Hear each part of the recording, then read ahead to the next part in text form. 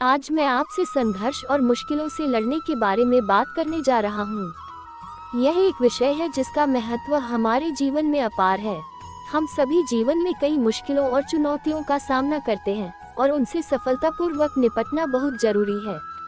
प्रथम बात, हमें यह समझना है कि मुश्किलें और चुनौतियाँ हमारे जीवन का हिस्सा हैं। इन्हें नकारने से बेहतर है कि हम उनसे सामना करें और उनसे सीखें।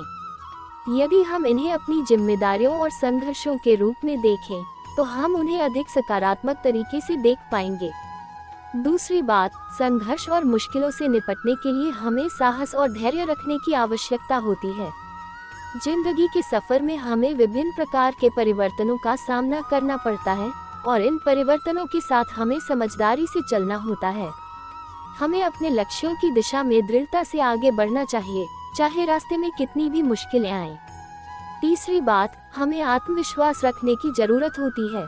जब हम मुश्किलों से सामना करते हैं तो कई बार हमारा आत्मविश्वास कम हो जाता है, लेकिन हमें यह याद रखना है कि हमारी क्षमता और सामर्थ्य का परिचय हमें आगे बढ़ने में मदद करता है।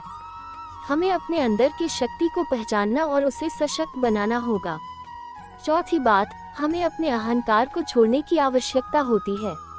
बहुत बार हम अपने अहंकार के कारण अपनी गलती नहीं मानते और समस्या को सुलझाने के लिए सही रास्ता नहीं चुन पाते।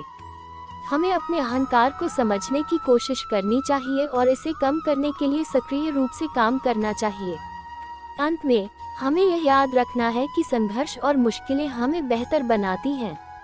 जब हम समस्याओं का सामना करते हैं तो हमें नए अनुभवों का सामना करने का मौका मिलता है और हमारे विकास में यही महत्वपूर्ण भूमिका निभाते हैं। इसलिए संघर्ष करना और मुश्किलों से लड़ना हमारे जीवन का अनिवार्य हिस्सा है। हमें सकारात्मक रहना और अपने लक्ष्यों की दिशा में प्रगति करते रहना चाहिए। इसी सोच के साथ हम अपने जीवन को एक आध्यात्मिक सफलता की दिशा में आगे बढ़ा सकते हैं।